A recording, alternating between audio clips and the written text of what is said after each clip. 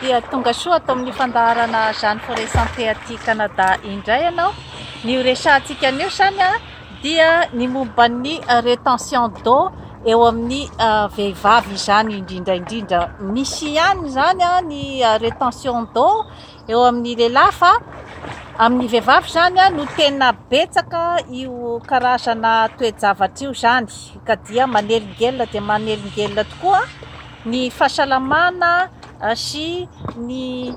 confort ny olombelona iray ny rétention d'eau. Efa niresahako ihany izy io zany a tamin'ny fandaharana hafa fa amin'ity indray mitoraka ity zany a dia resahako manokana. Ny rétention d'eau zany a dia ny karazana fivotosana amin'ny tenantsika olombelona zany hoe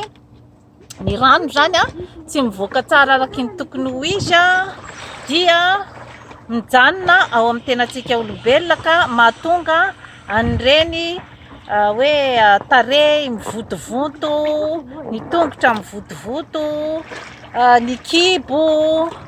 ohatraohatran'izay zany ny fisehoan'ny rétention d'eau, ka dia mahatsiaro tena zany ilay olona hoe mavesabesatra foana amin'ny zavatra rehetra izay ataony na amin'ny famindra zany na amin'ny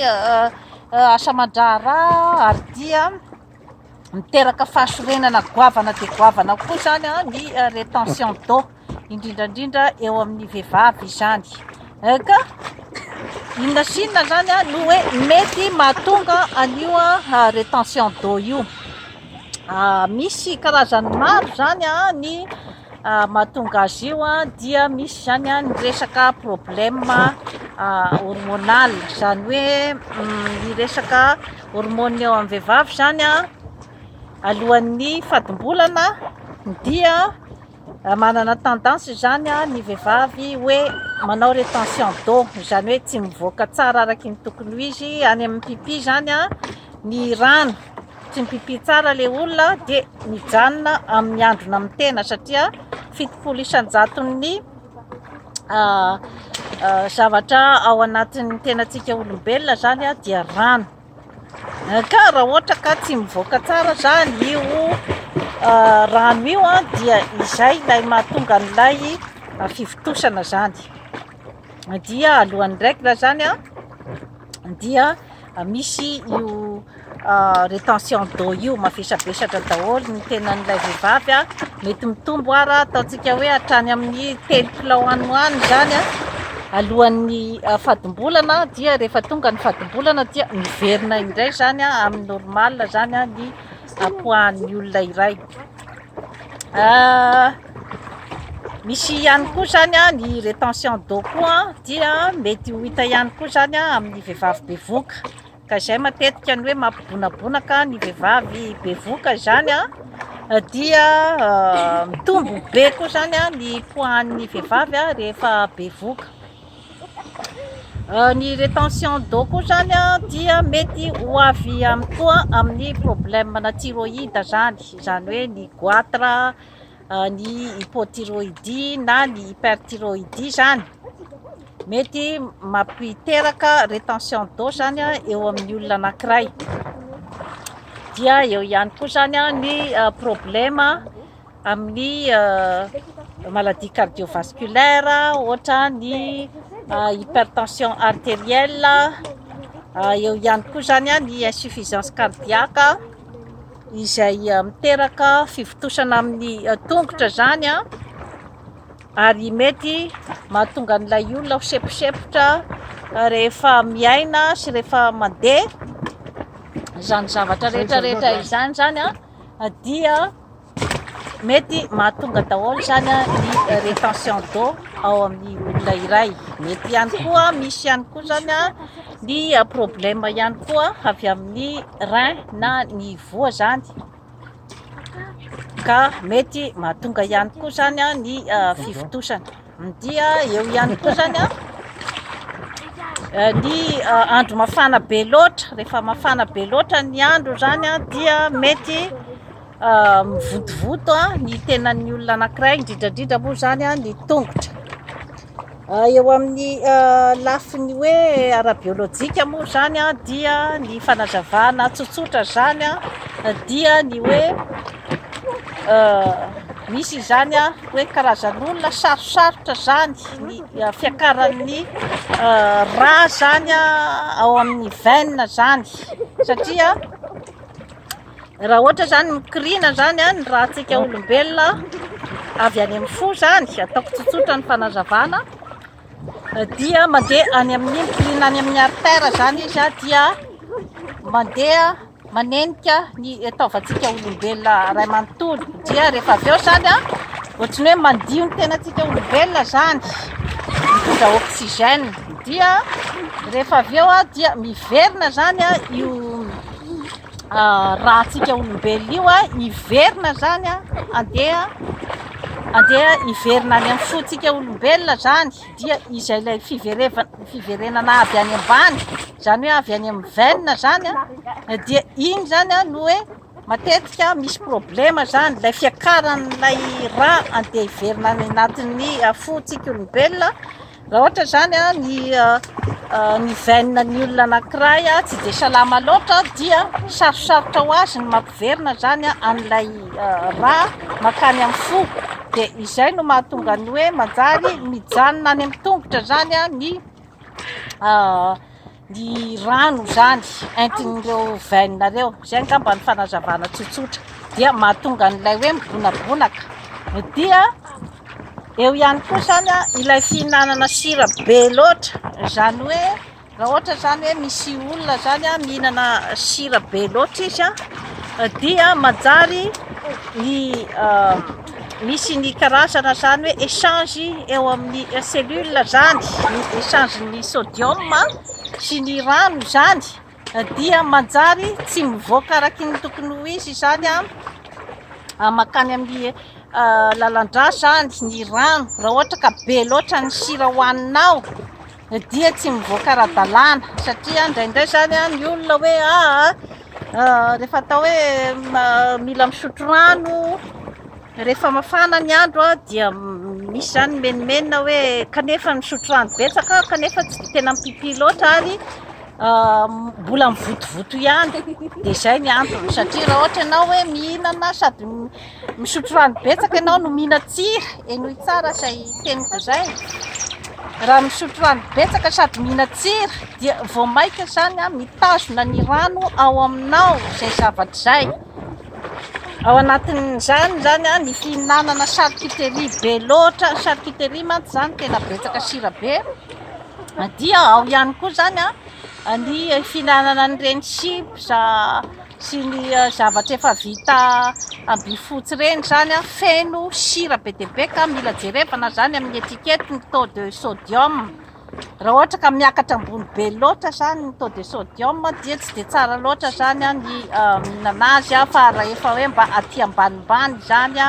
ny tahan'ny sodium aty ambanin'ny 100 zany a dia amin'iny zany a ny hoe mba azoazo ny fihinanana an'ilay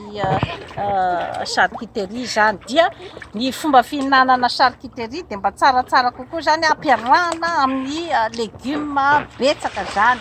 de ny salady ny voatabia ny échalote ohatran'izay zany a no tsara hohanina betsaka rehefa hoe manana an'izay problème zay ianao ary eo ihany koa zany a ny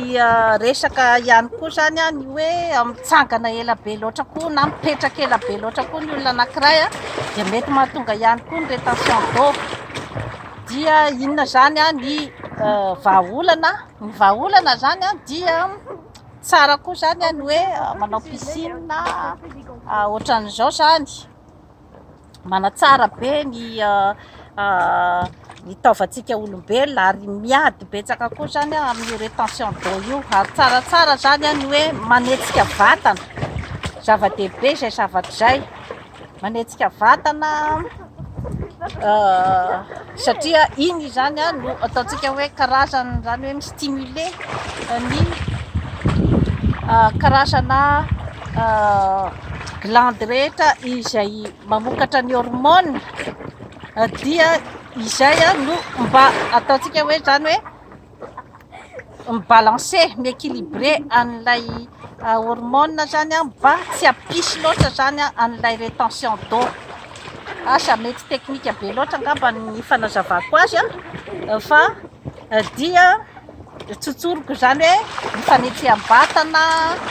ny piscine zany dia tsara dia tsara, dia ny mandeha tongotra dia tsara amin'ny olona misy rétention d'eau, dia ny sira zany ahena, tena ahena mihitsy zany na hoe mba hoe misy fotoana zany raha ohatra hoe ianao hoe mba afaka tsy asianao sira ohatra ny salady hohaninao rehefa tena mihetsika be zany le hoe mivoto, dia eo ihany koa zany ny ataontsika hoe zany hoe ny fihinanana ny voankazo sy ny legioma isan'andro indrindrandrindra moa zany ny voankazo sy ny legioma mata, zany hoe ny fanaovana zany ny karazana crudité moa zany ny azontsika hitenenana azy.